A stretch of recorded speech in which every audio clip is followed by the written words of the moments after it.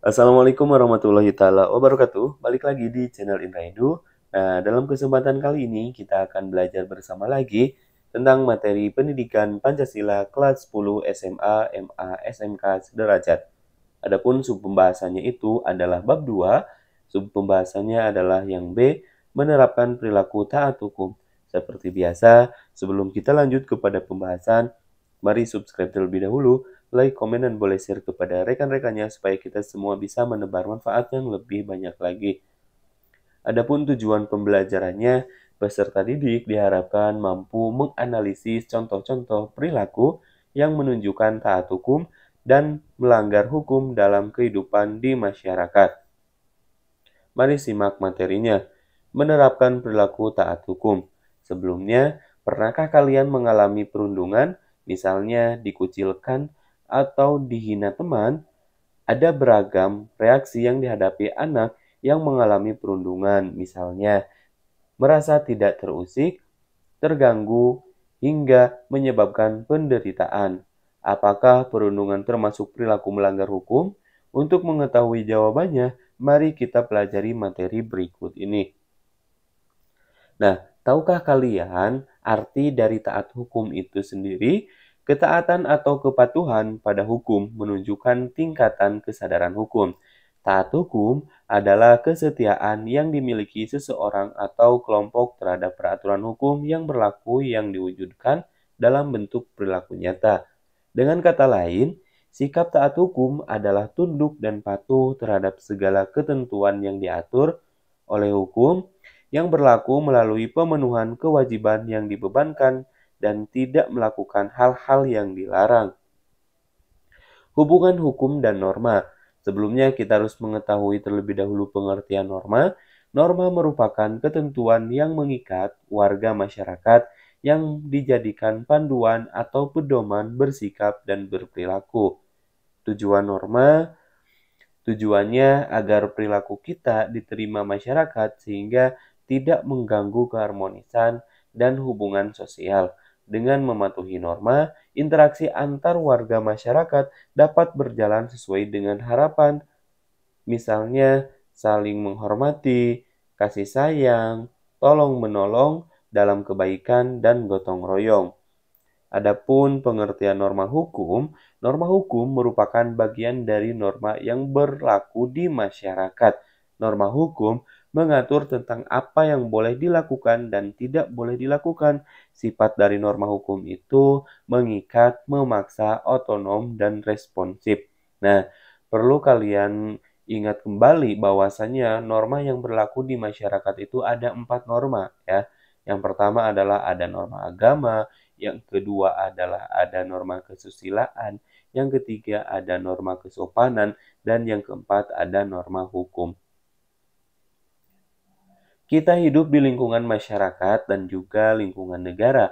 Sebagai warga masyarakat, kalian tentu mematuhi norma sosial yang menjadi aturan dalam bersikap dan berperilaku yang juga dikenal sebagai adat, tradisi, ataupun kearifan lokal. Sementara itu, sebagai warga negara, kalian harus mematuhi hukum atau peraturan perundang-undangan yang berlaku untuk mewujudkan masyarakat yang tertib, adil, dan sejahtera. Jadi itu hubungan antara hukum dan juga norma. Kalau norma berlakunya dalam lingkungan masyarakat tempat kita tinggal, sementara hukum adalah posisi kita mematuhi aturan atau hukum perundang-undangan yang berlaku dalam lingkup berbangsa atau dalam lingkup negara gitu ya. Tentunya untuk mewujudkan masyarakat yang adil dan juga tertib serta sejahtera. Yang kedua, substansi penegakan norma hukum. Ada 3 prinsip dalam hukum yang harus ditegakkan, yaitu keadilan, kemanfaatan, kepastian. Prinsip keadilan, maksud dari prinsip keadilan itu adalah hukum berlaku bagi semua tanpa diskriminasi. Bagi yang melanggar akan mendapatkan sanksi sesuai dengan undang-undang yang mengaturnya. Prinsip kemanfaatan. Prinsip kemanfaatan artinya hukum memberikan manfaat bagi masyarakat. Hukum menjadi alat untuk mencapai keadilan yang bermanfaat sehingga berdampak positif bagi masyarakat. Adapun prinsip kepastian hukum artinya perangkat hukum harus mampu menjamin terpenuhinya hak dan juga kewajiban warga negara. Hukum harus memberikan kepastian sehingga suatu perintah dan juga larangan menjadi jelas, tegas, dan tidak multitafsir, dan tidak kontradiktif sehingga dapat diimplementasikan dengan mudah. Yang ketiga, pembagian hukum. Mengenal pembagian norma hukum sangatlah penting sebagai bekal pengetahuan dalam berperilaku taat hukum. Para ahli hukum membuat klasifikasi atau pembagian hukum berdasarkan beberapa hal sebagai berikut. Yang pertama, berdasarkan masalah yang diatur atau isi. Yang kedua, bentuk. Yang ketiga, sumber. Yang keempat, sifat. Yang kelima, cara mempertahankan. Yang keenam, waktu berlaku. Yang ketujuh, tempat berlaku. Nah, kita bahas satu persatu tentang pembagian hukum. Yang pertama adalah masalah yang diatur atau isi, di mana masalah yang diatur atau isi diantaranya yang pertama ada hukum privat, yaitu mengatur kepentingan antar individu yang bersifat pribadi, termasuk hubungan dengan negara selaku pribadi, contohnya hukum perdata dan juga perniagaan. Yang kedua, hukum publik, mengatur hubungan antara negara dengan individu atau warga negaranya yang menyangkut kepentingan umum atau publik dalam masyarakat. Contohnya ada hukum tata usaha negara, pidana, hukum tata negara, dan sebagainya. Jadi berdasarkan masalah yang diatur itu dibedakan menjadi dua. Yang pertama hukum privat, yang kedua hukum publik. Yang kedua berdasarkan bentuknya. Nah, berdasarkan bentuknya, hukum dibagi menjadi dua, yaitu hukum tertulis dan juga hukum tidak tertulis. Hukum tertulis artinya aturan hukum dicantumkan dalam sebuah naskah tertulis. Contohnya, hukum tertulis adalah Undang-Undang Dasar Negara Republik Indonesia tahun 1945, Undang-Undang, Perpu, Peraturan Pemerintah, Peraturan Presiden, Perda, dan sebagainya. Yang kedua, hukum tidak tertulis, artinya tidak dicantumkan dalam suatu naskah atau dokumen, contohnya konvensi atau kebiasaan ketatanegaraan, jurisprudensi, hukum adat, dan lain sebagainya. Yang ketiga, berdasarkan sumber. Berdasarkan sumbernya, hukum dibagi menjadi undang-undang, kebiasaan, traktat, jurisprudensi, dan juga doktrin. Yang keempat, sifat. Nah, berdasarkan sifatnya, hukum dibagi menjadi dua, yaitu hukum yang bersifat memaksa dan mengatur. Hukum bersifat memaksa artinya dalam keadaan bagaimanapun hukum harus ditegakkan. Misalnya, hukum bagi perkara tindak pidana, maka sanksinya wajib untuk dilaksanakan. Nah, itu bersifat memaksa. Yang kedua, sifat hukum itu adalah bersifat mengatur. Artinya, hukum dapat dikesampingkan apabila pihak-pihak yang bersangkutan sudah membuat peraturan tersendiri dalam suatu perjanjian. Misalnya, hukum mengenai warisan yang dapat diselesaikan melalui kesepakatan antara pihak-pihak yang terkait. Jadi berdasarkan sifatnya ini, hukum itu dibedakan menjadi dua. Yang pertama adalah bersifat memaksa, dan yang kedua adalah bersifat mengatur. Yang kelima, cara mempertahankannya. Berdasarkan cara mempertahankannya, hukum dibagi menjadi dua, yaitu hukum material dan juga hukum acara.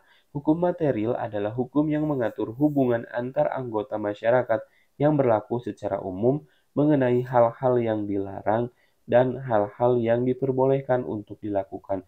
Misalnya nih, hukum perdata, hukum pidana, hukum dagang, dan hukum sebagainya. Yang kedua, hukum acara atau hukum formal adalah hukum yang mengatur cara mempertahankan dan melaksanakan hukum material. Contohnya, hukum acara perdata, hukum acara pidana, KUHP, dan sebagainya. Yang keenam, waktu berlaku. Berdasarkan waktu berlakunya, hukum dibedakan menjadi dua, yaitu hukum positif dan hukum yang akan datang.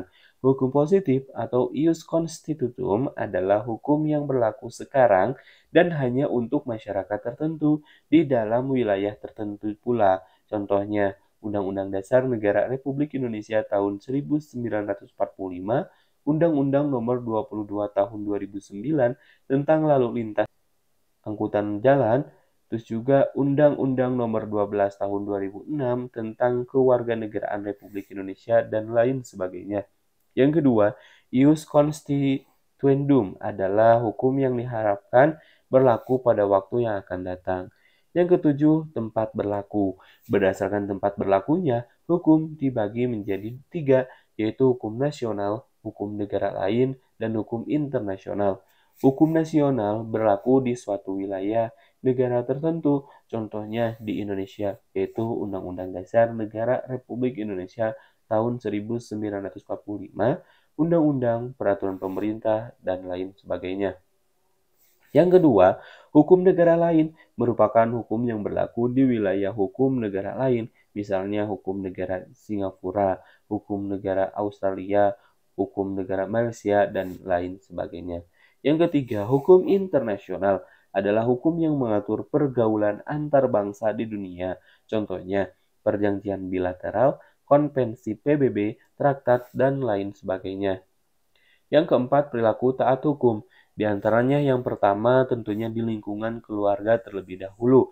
Yang pertama, menghormati anggota keluarga dengan cara sadar akan hak dan kewajibannya masing-masing, saling membantu, dan bekerja sama dalam kebaikan, serta menjaga nama baik anggota keluarga. Yang kedua, mematuhi aturan yang ada di dalam keluarga, misalnya anak meminta izin terlebih dahulu ketika berpergian, bermain dengan tidak melupakan waktu, menyelesaikan masalah secara kekeluargaan. Yang ketiga, ikut menjaga barang-barang yang ada di rumah. Yang selanjutnya di lingkungan sekolah tempat kalian belajar.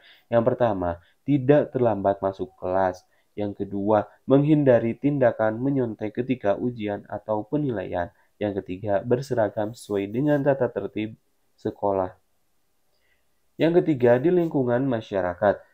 Tidak ikut menyebarkan berita hoax atau berita bohong. Yang kedua, tentunya menjaga hubungan baik dengan tetangga, misalnya sopan santun dalam pergaulan. Yang ketiga, berpartisipasi dalam gerakan anti narkoba. Yang berikutnya di lingkungan berbangsa dan bernegara yang akan kalian lakukan, yang perlu kalian lakukan di antaranya, yang pertama, membuat administrasi kependudukan, misalnya memiliki kartu keluarga dan juga KTP. Yang kedua, sebagai wajib pajak, maka membayar pajak sesuai dengan ketentuan yang berlaku. Yang ketiga, menyukseskan pemilu atau pemilu kada atau pilkada dengan menggunakan suara dalam pemilu apabila telah memiliki hak pilih, partisipasi dalam kampanye pemilu bersih dan jujur, dan lain sebagainya. Yang kelima, norma untuk mewujudkan keadilan berdasarkan Pancasila. Norma merupakan cara untuk mewujudkan nilai-nilai yang terdapat pada Pancasila dalam kehidupan sehari-hari. Ada norma yang harus ditaati ketika kalian berteman atau bertemu dengan guru dan juga bertemu dengan orang tua. Norma menjadi pedoman agar tercipta keteraturan hidup dalam pergaulan. Dalam keteraturan hidup terdapat keharmonisan sehingga kita semua dapat hidup dengan aman, tentram, dan juga damai. Sekian dan terima kasih. Sampai jumpa di pembahasan berikutnya. Semoga bermanfaat. Kami akhiri. Assalamualaikum warahmatullahi wabarakatuh.